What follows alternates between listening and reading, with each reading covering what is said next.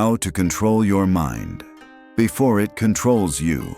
Miyamoto Musashi. There is a moment every warrior faces, though no battle horn announces it. No enemy stands before him. No blade is drawn. Only the mind, restless, untamed, whispering commands it was never meant to give. Long before men learned to disguise their fear behind ambition, a young swordsman stood beneath a pale and windless dawn. Frost clung to the earth like a held breath. Somewhere beyond the distant pines, a temple bell rang once, then vanished into silence. His hands were strong, his training relentless. Yet inside him lived a disorder no weapon could cut through. Thoughts scattered like startled birds. One moment he was certain of his path. The next, ambushed by doubt he could neither name nor outrun. He believed mastery meant defeating opponents. Until the morning he nearly died. Not by a superior blade, but by a single, uncontrolled thought. No one in the village spoke of that duel afterward. But the burned ledger hidden inside the shrine recorded everything. What he did not yet understand was this: the mind, when left undisciplined, does not merely wander, it governs. Neuroscience now confirms what ancient warriors sensed without language. Attention shapes reality, and the brain repeats whatever it rehearses. A fearful mind practices defeat long before life delivers it. Then he met the man who would quietly dismantle everything he believed about strength. The mentor did not ask him to sharpen his sword. He asked him to sit and listen to the silence between his thoughts. An undisciplined mind, the old master said, is a tyrant, and most men live as its servants. At the temple gate hung a red thread, faded by seasons no one bothered counting. Travelers claimed it marked the entrance to an ancient system, a discipline so severe that many who began it chose to forget what they had seen. Some whispered of a locked drawer beneath the meditation hall. Others spoke of a fourth grave with no name carved into the stone. The young warrior did not come seeking mystery. He came because something inside him had begun to fracture. Modern psychology would call it cognitive dissonance, the unbearable tension between who we appear to be and who we feel ourselves becoming. The ancients simply called it the cracking of the ego. What he could not know, what no one told him, was that before this path ended, he would be asked to surrender far more than his fear.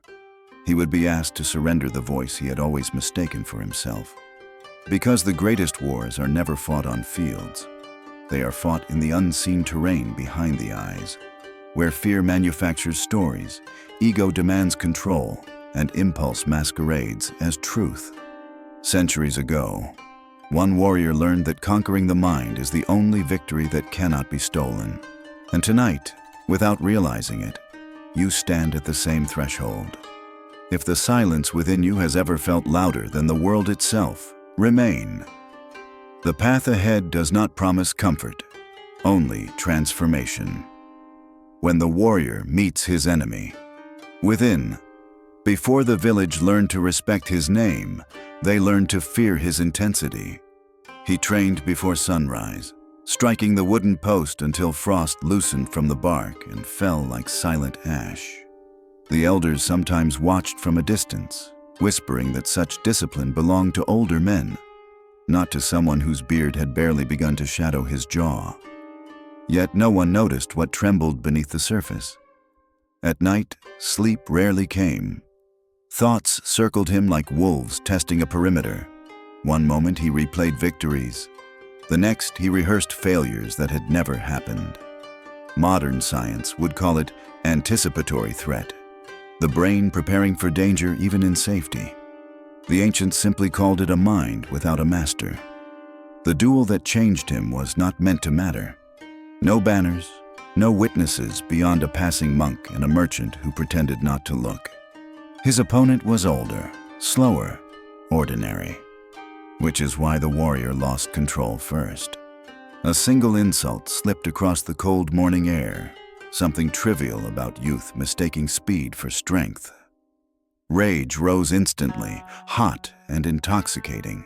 His grip tightened, Breath shortened, vision narrowed.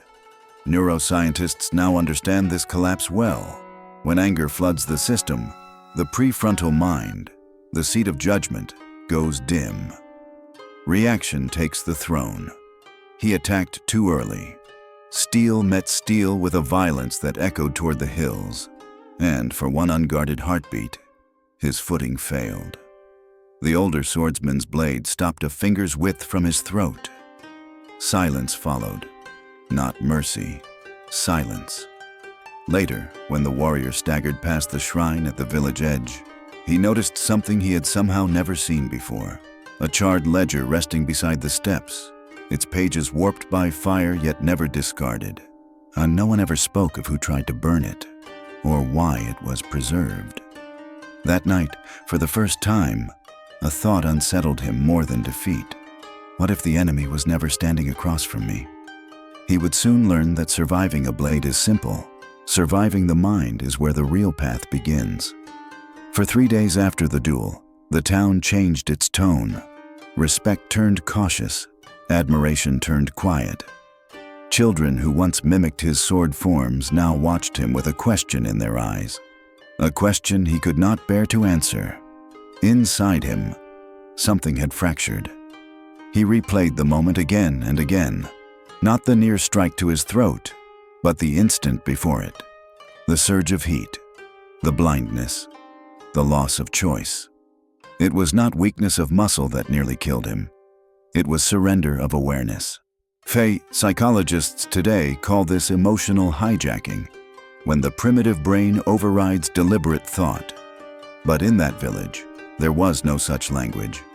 Only the heavy recognition that strength without presence is fragile. He returned to the shrine at dusk. The burned ledger still rested there, undisturbed. Curiosity pulled at him. He knelt, lifting the warped cover carefully. Most pages were ash, but one fragment remained intact, a single line written in deliberate ink. He who cannot command himself will eventually kneel to circumstance. No signature, no date. Just a warning preserved by fire. A strange chill moved through him. Not fear of another opponent, but fear of what lived inside his own skull. For the first time, he understood that his greatest vulnerability was invisible. No scar marked it. No armor shielded it. And somewhere beyond the village, rumors traveled of a wandering master who taught an ancient system. A discipline not of blade, but of mind. The warrior did not yet know he would seek him. He only knew one thing with unbearable clarity. If he continued as he was, his mind would eventually draw the blade against him again. And next time, it would not hesitate. And so, humbled but restless, he stepped toward the silence where his true adversary awaited. The mentor who spoke through silence. The wandering master arrived without announcement, as quiet as snowfall, yet carrying a presence that unsettled the entire town. No one saw him enter. By morning, he was simply there, seated beneath the weathered torii gate where the faded red thread still trembled in the wind. Shopkeepers lowered their voices when passing him. Even the dogs, known to bark at drifting leaves, lay down without protest. Stillness has a gravity few understand. The warrior noticed it immediately. Not strength, not dominance, absence of disturbance.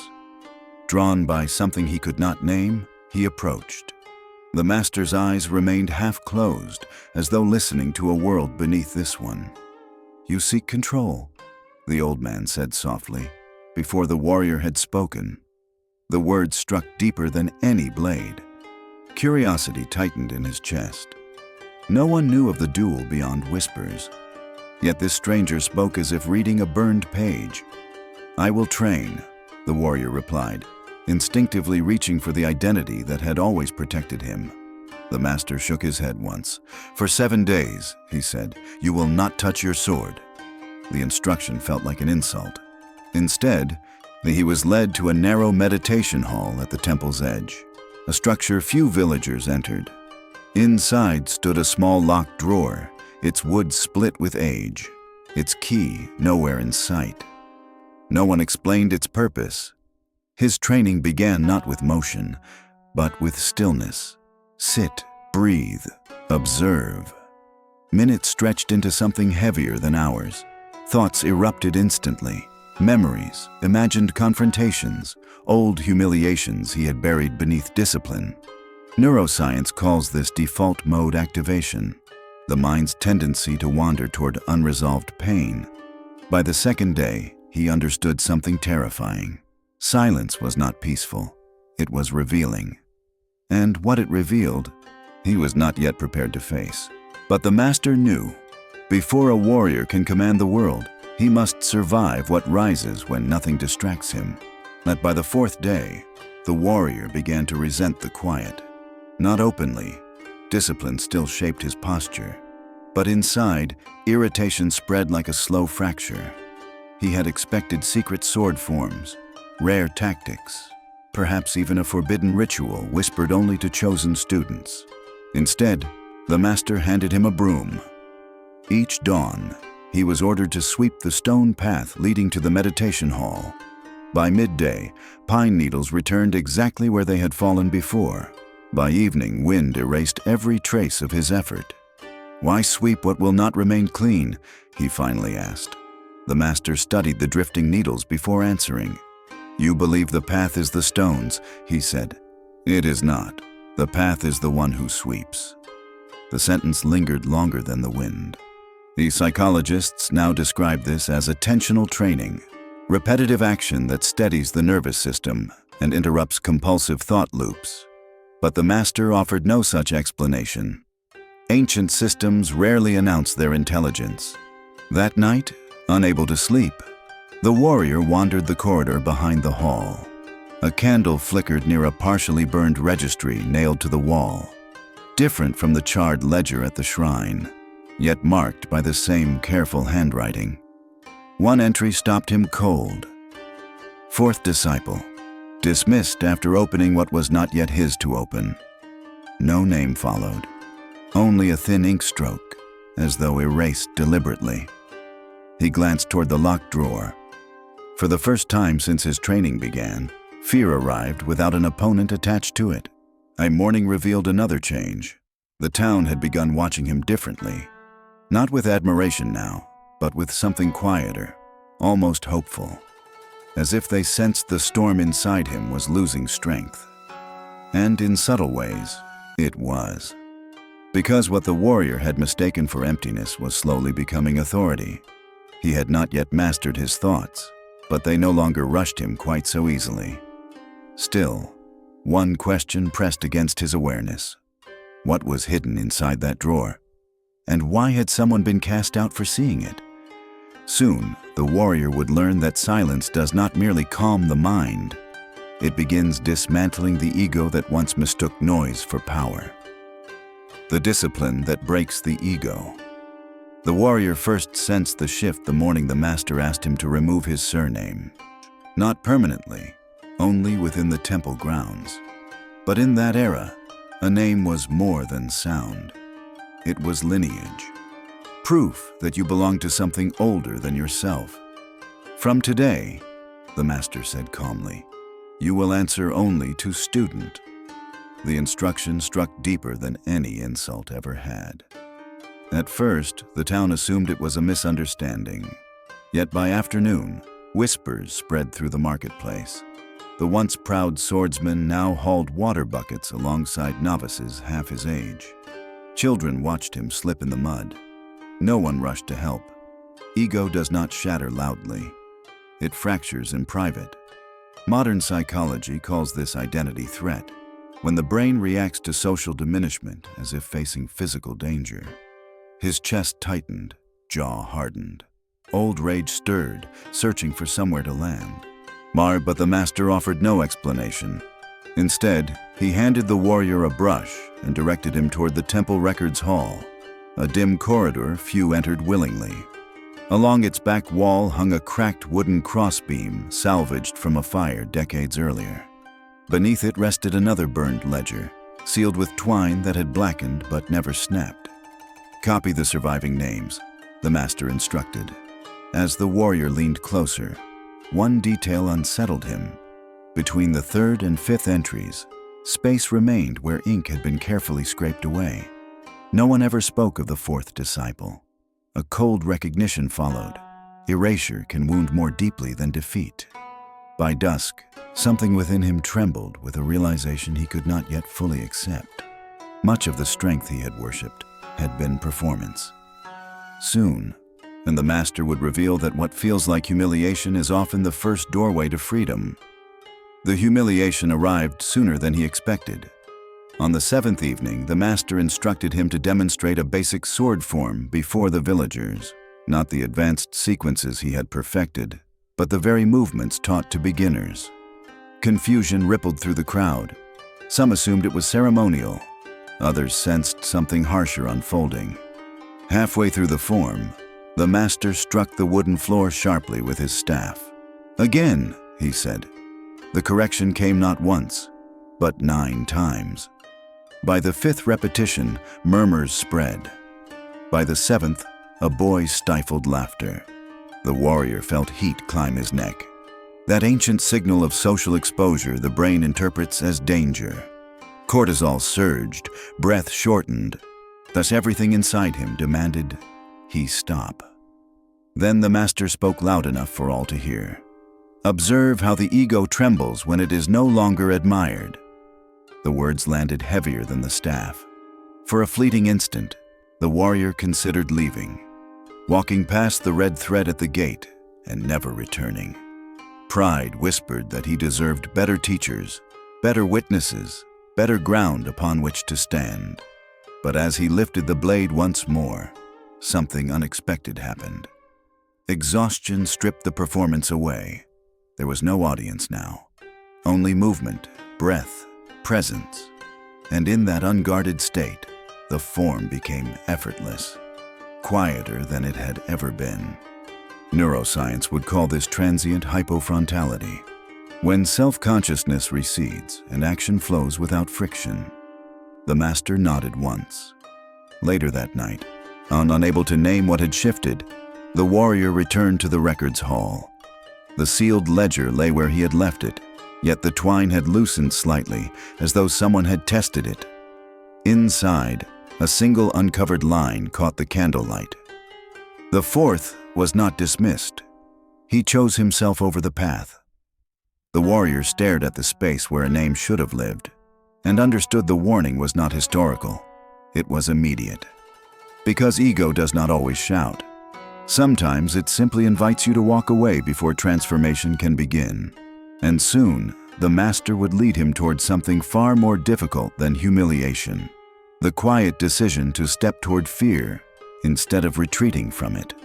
Walking the path of fear instead of away from it.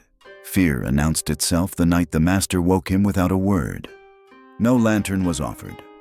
No explanation given. Only a gesture toward the forest beyond the temple, a place villagers avoided after dusk, though none could clearly remember why. Some spoke of a traveler who vanished decades earlier. Others claimed a small grave stood there without inscription. No one ever confirmed either story. The warrior followed anyway. Mist clung low to the earth, swallowing the narrow trail. Each step sounded louder than it should. The brain's ancient alarm system sharpening every crack of twig, every unseen movement. Neuroscience calls this threat amplification, when uncertainty magnifies perception. Halfway through the trees, the master stopped. "Sit," he said. "No fire, no shelter, only the immense breathing of the forest." Minutes stretched, then an hour. At first, and the warrior's senses searched desperately for danger, the outline of a predator, the shift of branches, anything his training could confront. But there was nothing to fight, only anticipation itself. Then it came, not from the woods, from within. A sudden memory he had buried. As a boy, lost briefly during a winter storm while searching for his younger sister, whose footprints had disappeared beneath fresh snow. She was found by morning, but something inside him had learned that night how quickly safety dissolves. Fear is rarely born in the present. It echoes from places the body never forgot. The master's voice finally pierced the dark. "Do you feel it?" The warrior nodded, though the old man was barely visible. "Good," the master said softly. "Now stop running from it." Before dawn, and the warrior would discover that fear loses its tyranny the moment we dare to face it without reaching for a weapon. They remained in the forest until the darkness thinned. At some hour, impossible to measure, the master placed a small object into the warrior's palm, a narrow strip of cloth, dyed the same muted red as the thread at the temple gate. "Tie this to the branch beside you," he instructed. The warrior obeyed, fingers stiff from cold. When the fabric caught the wind, it trembled like a living thing, fragile, exposed, yet unbroken. "Fear behaves the same way," the master said. "It moves, it signals, but it does not command unless you bow to it." The words settled slowly. What the warrior began to notice next surprised him even more than the fear itself. The sensation was changing. The tightness in his chest loosened, and breath deepened. His nervous system, once primed for flight, was recalibrating. Modern science calls this exposure adaptation, when repeated contact with discomfort teaches the brain that survival is still possible. The ancients called it courage. On their return, the master led him not to rest, but to the waterfall beyond the eastern ridge, a place where the roar drowned all internal noise. There, he was ordered to meditate on a narrow stone slick with spray. Twice he slipped. The third time, irritation surged, but it did not possess him. He watched it rise, crest, and fall like the water itself. Something subtle was reorganizing within him. Days later came the final instruction, sparring without striking first. An opponent circled him, testing, provoking. Once, the warrior would have lunged to silence the tension. Now he waited. And in that waiting, he saw what few ever see. Fear is not an enemy. It is unshaped energy awaiting direction. As they left the training ground, he noticed villagers greeting him differently, less wary, more at ease. Emotional states ripple outward. A regulated mind steadies the environment around it. Yet one detail unsettled him. Another red strip had appeared overnight at the temple gate, tied lower than the others, weathered as if it had hung there for years unnoticed. He did not remember placing it there. The master offered no explanation. Soon, the warrior would learn that when fear falls silent, the mind reveals a power far more dangerous. The illusion of control itself. The birth of the unshakable mind. Seasons turned so gradually that the warrior stopped measuring them. Snow surrendered to thaw. Pines shed their silence in drifting green. The red threads at the temple gate faded toward pale rose, reminders that time reshapes everything, even symbols meant to endure. And the warrior had begun to move differently. Slower, yes, but with a precision that unsettled those who watched. Villagers spoke of it quietly, how his gaze no longer darted toward noise, how his breath remained steady even when startled horses tore through the road. Neuroscience would name this parasympathetic dominance, a nervous system no longer enslaved by constant alarm. The ancients called it presence. Then the letter arrived. Folded once, no seal. Inside was a single line written with deliberate restraint. "Come at first light. Bring no anger. Jiro Takeda." The name alone altered the air. Takeda was known across provinces, not merely for skill, but for dismantling opponents before blades ever met. Some claimed he studied men the way physicians study illness, psychological intimidation, centuries before the term existed. The master read the note without reaction and returned it. "Good," he said simply. That night, the warrior slept without disturbance. Yet before dawn, he found himself drawn back to the records hall. The sealed ledger had shifted slightly, its twine loosened just enough to reveal a fragment beneath the cover. Another line. The fourth did not fail in combat. He mistook calm for control. A faint chill passed through him. Was steadiness itself another illusion? By morning, the town gathered near the river clearing.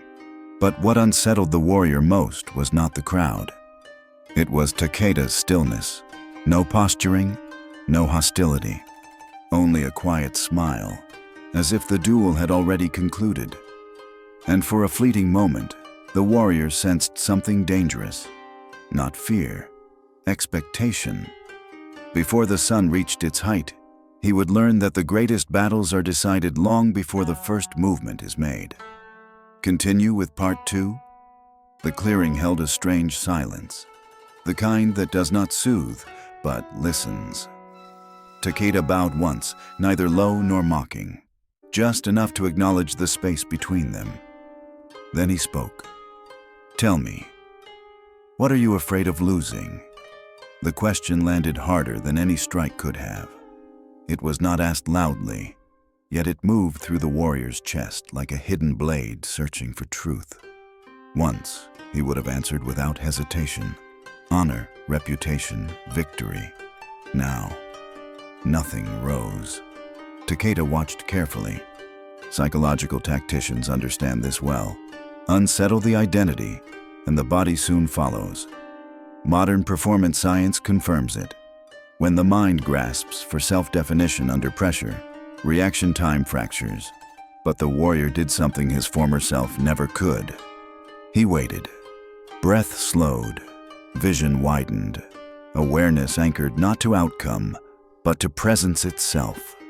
Minutes passed without motion. A murmur spread through the onlookers. Uncertainty is more unnerving than aggression. Even Takeda's faint smile shifted, almost imperceptibly. Then it happened. Takeda stepped forward sharply, a test disguised as an opening. The warrior did not retreat, did not lunge. He adjusted half a step, nothing more, aligning blade and body with the quiet geometry the master had taught him beside the waterfall months before. In that instant, like something invisible broke. Takeda stopped. A long exhale escaped him, followed by the smallest nod, the kind warriors reserve for equals. "No duel is needed," he said at last. "A disturbed mind leaks intention. Yours does not." Only then did the warrior understand. The battle had dissolved before it formed. Not because he had become stronger, but because nothing inside him rushed toward conflict. As the crowd dispersed, he noticed the town itself felt altered, voices softer, movements less guarded. Emotional regulation does this. The nervous system of one steady individual can recalibrate an entire environment. Yet later, passing beneath the temple gate, his gaze caught something that unsettled him more than the duel ever had. One red thread was missing, not fallen, removed. The master stood nearby, saying nothing. And for reasons he could not explain, the warrior sensed that what had been taken was not merely cloth, but a marker, as if some unseen stage of the path had quietly ended. Soon, he would discover that mastering the mind is not the final threshold. It is the moment the true path begins, where control itself must one day be surrendered. Becoming the one who cannot be controlled. Years passed so quietly that the warrior stopped noticing when they began. The temple remained, though the red threads had almost completely faded, their color now closer to memory than pigment.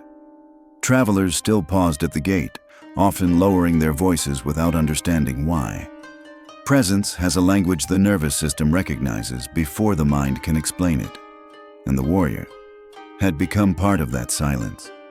Students arrived from distant provinces, expecting techniques, secret forms, perhaps even the rumored drawer beneath the meditation hall, still locked, still unexplained. Yet many left unsettled, unable to describe what they had encountered.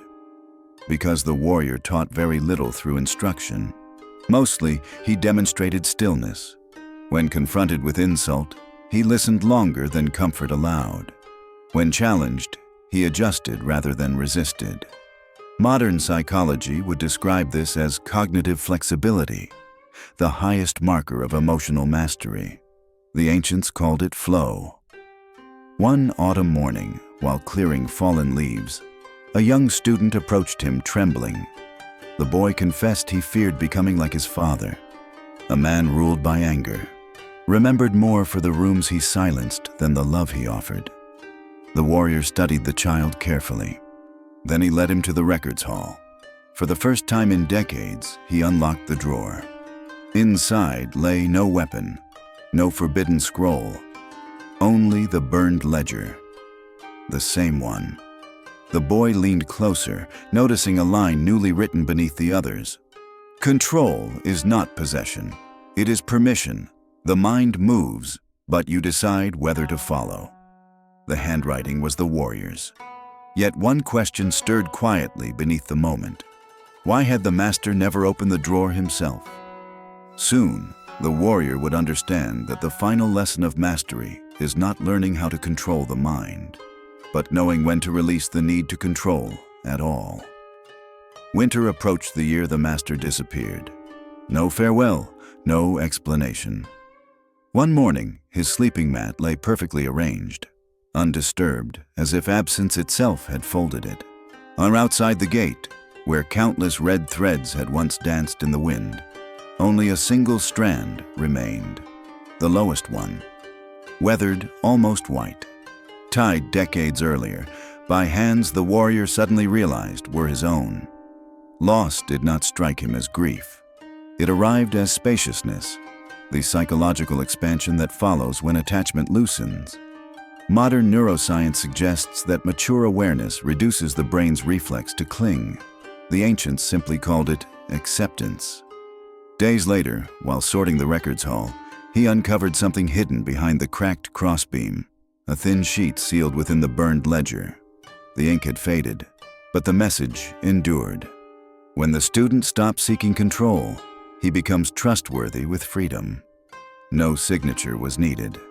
That evening, and the warrior gathered his students beside the temple steps. No grand speech followed, only a question carried into the cooling air. What moves you? Fear, habit, or understanding? The wind answered first, and in that quiet, he sensed something unmistakable. The path had never been about domination of the mind. Control, if clutched too tightly, becomes another form of fear, rigidity disguised as strength. True mastery was movement without inner coercion, awareness without force, a spirit impossible to enslave.